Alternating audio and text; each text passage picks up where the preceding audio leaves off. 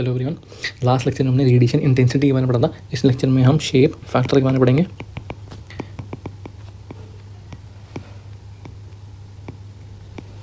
ठीक है, shape factor होता क्या है इसको हम इस लेक्चर में देखते हैं। नाउ एज्यूम कर लो हमारे पास एक बॉडी है जिसका टेम्परेचर T है। ठीक है, तो ये क्या करेगा, हमारी एनर्जी एमिट करेगी, रेडिएशन एनर्जी, है ना। अगर ये ब्लैक बॉडी होगी तो emissive power of a black body sigma T to the power 4, और अगर ये नॉन ब्लैक बॉडी होगी तो ये एमिसिविटी से मल्टीप्लाई हो जाएगी, है ना।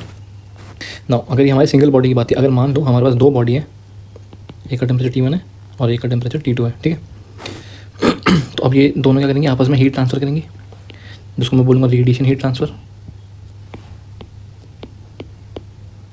ठीक है,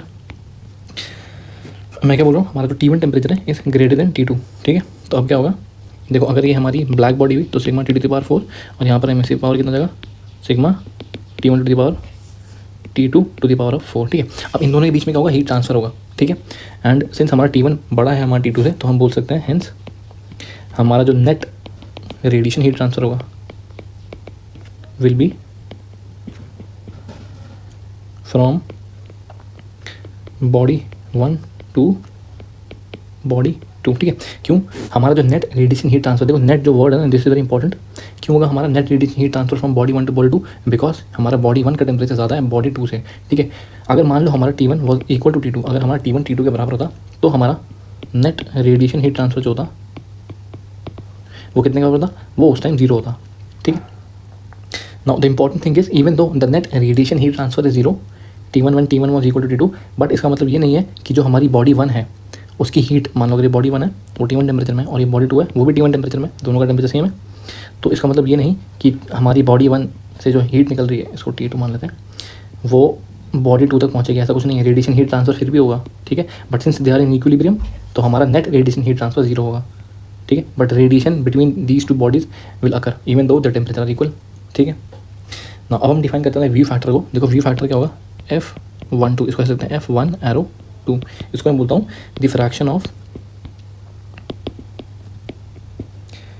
radiation leaving surface 1 that strikes surface 2। ठीक है, इसका मतलब यह है कि मान लो अगर ये हमारी सरफेस 1 है एट T1 टेम्परेचर T1, तो इसमें से इतने पोर्शन में से रेडिएशन जो बाहर निकल रही है वो क्या करेगी, T2 को स्ट्राइक करेगी। ठीक है, so it is a fraction of radiation leaving surface 1 that strikes surface 2। ठीक है, अगर मैं F21 को डिफाइन करूँ, F2 एरो 1, इसका मतलब होता है the fraction of radiation leaving surface 2 that strikes surface 1। ठीक है, सो इसको हम बोलते हैं व्यू फैक्टर। ऑल्सो अगर मैं इसको जनरल वे में डिफाइन करूँ तो Fi to J is equal to, मतलब हमारा the fraction of radiation leaving surface I that strikes surface J। ठीक है, तो ये जनरल टर्म में लिखा हमने, और एक टर्म और डिफाइन करते हैं Fi, इसका मतलब होता है the fraction of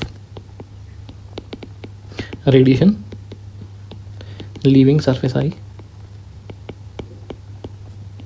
that strikes itself. ठीक है, मतलब कोई सरफेस है उसमें से रेडिएशन एनर्जी एमिट हो रही है और वो खुद को ही स्ट्राइक कर रही है। ठीक है,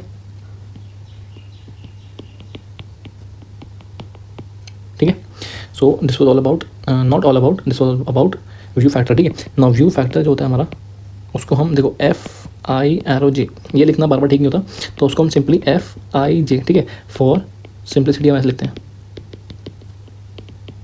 ठीक है, now view factor is also called, देखो व्यू फैक्टर को हम काफ़ी सारे नाम से भी जानते हैं, तो वो भी देख लेते हैं। View factor is also called as shape factor, configuration factor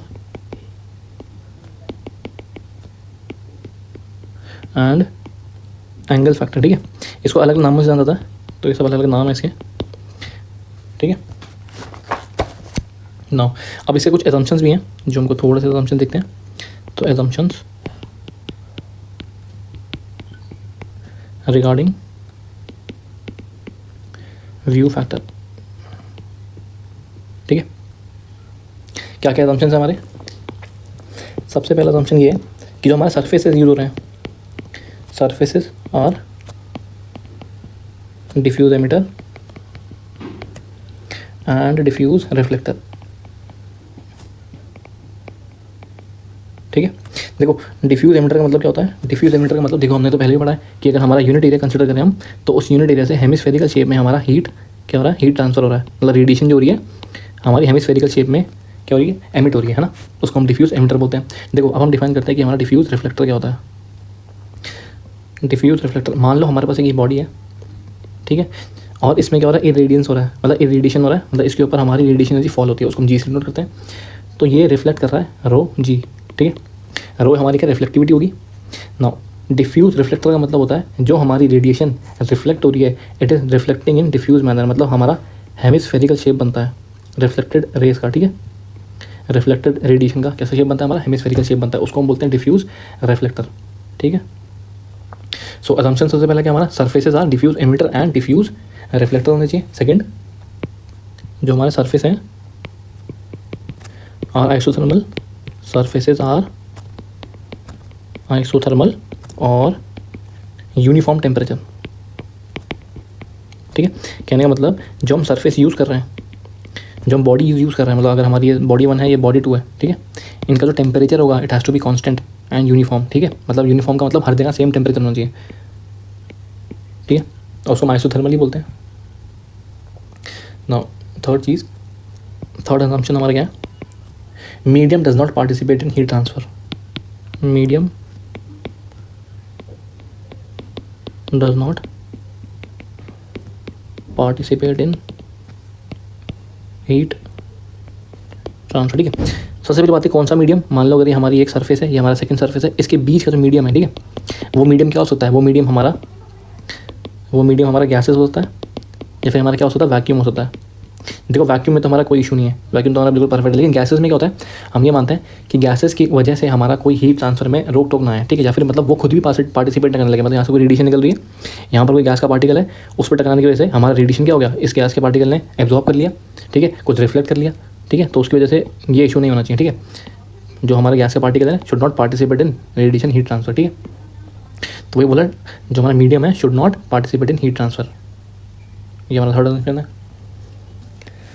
ठीक है, ना अब हम बात करते हैं दोबारा व्यू फैक्टर की। देखो व्यू फैक्टर कुछ चीज़ों में डिपेंड करता है और कुछ चीज़ों में डिपेंड नहीं करता। तो व्यू फैक्टर जो होता है हमारा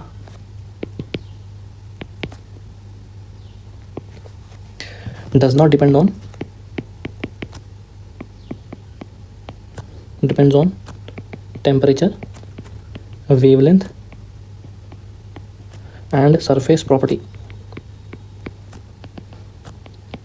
ठीक है, हमारा जो व्यू फैक्टर है वो इन सब चीज़ों में डिपेंड नहीं करता। बॉडी का टेम्परेचर क्या है उस पर डिपेंड नहीं करेगा, बॉडी जो हमारी एमिट कर रही है उसकी वेवलेंथ क्या है उस पर डिपेंड नहीं करता, surface property for example emissivity और रिफ्लेक्टिविटी इस पर भी डिपेंड नहीं करता। ठीक है, इट ओनली डिपेंड्स ऑन, किस पर डिपेंड करता है? ओनली डिपेंड्स ऑन ओरिएंटेशन, ठीक है, and shape of the two objects of the surfaces, ज़्यादा बेटर वर्ड है।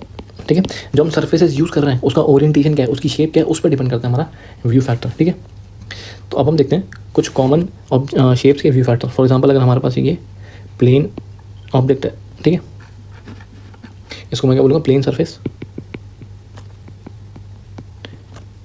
और मैंने इसको बोल दिया 1।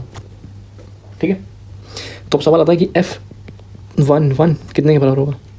ठीक है, मान लो अगर ये टेम्परेचर T है तो क्या करेगा? रेडिएशन को एमिट करेगा, it will be in hemispherical shape, है ना, क्योंकि हमने क्या बोला है? डिफ्यूज, हमारा असम्पशन क्या था कि वो क्या है? डिफ्यूज एमिटर है। तो अगर वो एमिट करेगा तो F11 कितने के बराबर होगा? 0 के बराबर होगा। क्यों होगा? क्योंकि जो रेडिएशन निकल रही है, एमिट हो रही है, वो खुद से स्ट्राइक तो हो नहीं रही है। जो बॉडी हमारा सरफेस 1 एमिट कर रहा है रेडिएशन, वो खुद पे तो स्ट्राइक कर नहीं रहा, तो F11 will be equal to 0, या फिर सिंपल हम लिख सकते हैं इसको F11। ठीक है, ना अगर हम एक कन्वेक्स सरफेस लें, कन्वेक्स सरफेस मतलब कुछ ऐसा, ठीक है ना, इस केस में क्या होगा? और इसको हम बोलते हैं सेकंड ऑब्जेक्ट या सेकंड सरफेस। अगर इस पॉइंट की बात करूं तो ये भी कुछ हेमिस्फेरिकल शेप में हीट को क्या करेगा? रेडिएशन को एमिट करेगा। ठीक है। तो ये भी क्या कर रहा है, खुद को स्ट्राइक नहीं कर रहा, तो F22 will also be equal to 0, ठीक है। अब मैं लेता हूँ कनकेव सरफेस को। ना कनकेव सरफेस हमारा कुछ ऐसा होता है, अगर मैं इस पॉइंट को कंसिडर करूँ तो इस पॉइंट में हमारा खुद को भी क्या कर रहा है, स्ट्राइक कर रहा है ना। तो इस केस में हमारा F33 will not be equal to 0, ठीक है। This is very important. इसका मतलब क्या हो गया, the object which is emitting radiation is also striking itself, ठीक है। अब एक चौथा ऑब्जेक्ट लेते हैं। मान लो हमारे पास एक स्फेयर है, ठीक है, और इट इज़ उसके वो एक दूसरे स्फेयर के अंदर है हमारा, ठीक है। ये हमारा, इसको 1 बोल देते हैं, इसको हम बोल देते हैं सेकंड स्फेयर। तो इस केस में F11 कितने के बराबर होगा, F12 कितने के बराबर होगा, F22 कितने के बराबर होगा, और F21 कितने के बराबर होगा, ठीक है। नाउ फर्स्ट ऑफ ऑल अगर F11 को देखूँ तो यहाँ से ये एमिट करेगा इन हेमिस्फेरिकल शेप, तो इसका मतलब F11 कितना है, 0 के बराबर है, ठीक है। नाउ F21 की बात करते हैं, उससे पहले F12 की बात करते हैं। तो जो रेडिएशन निकल रही है 1 से, वो सारी की सारी 2 में जाके स्ट्राइक की तो करेगी, है ना। तो उसका मतलब F21 will be equal to 1, sorry F12 will be equal to 1, ठीक है। नाउ F22 की बात करते हैं। मान लो यहाँ से F22 निकल रहा है, तो ये खुद को तो स्ट्राइक कर ही रहा है और साथ में फन को भी स्ट्राइक कर रहा है ना, तो यहाँ से अपना को भी स्ट्राइक कर रहा है, ठीक है। तो इसका मतलब F22 is not equal to 0 and F21 is also not equal to 0, ठीक है। अब हमको देखना है कि ये कैलकुलेट कैसे करते हैं, how to calculate these values, ठीक है। उसके हम थोड़ा आगे देखेंगे उसको कैसे कैलकुलेट करते हैं। But further formula to calculate number of view factor, ठीक है। Formula to calculate number of view factor, जैसे फॉर एग्जांपल इस वाले एग्जांपल में हमारे 1 2 3 4 व्यू फैक्टर्स थे, ठीक है। तो कुछ ना कुछ हमारा फॉर्मूला तो होना ही चाहिए कि 4 है हमारे, कैसे बताएंगे। तो उसका फॉर्मूला होता है n², where n is the number of surfaces, ठीक है। तो पहले वाले एग्जांपल को देखो, पहले वाले एग्जांपल में 2 सरफेसेस थे, है ना, एक अंदर वाला स्फेयर और एक बाहर वाला स्फेयर, कॉन्सेंट्रिक स्फेयर बोलते हैं इसको, ठीक है। तो इस केस में हमारा क्या होगा, n2 है, अगर n इक्वल टू 2 है तो n² will be equal to 4। तो हमारे 4 शेप फैक्टर आने चाहिए। तो देखो कितने हैं, 1 2 3 4, हमारे कितने 4 शेप फैक्टर हैं, ठीक है। सो आज के लिए इतना ही। हम नेक्स्ट लेक्चर में reciprocity relationship and summation rule के बारे में पढ़ेंगे, ठीक है। So thank you for the lecture.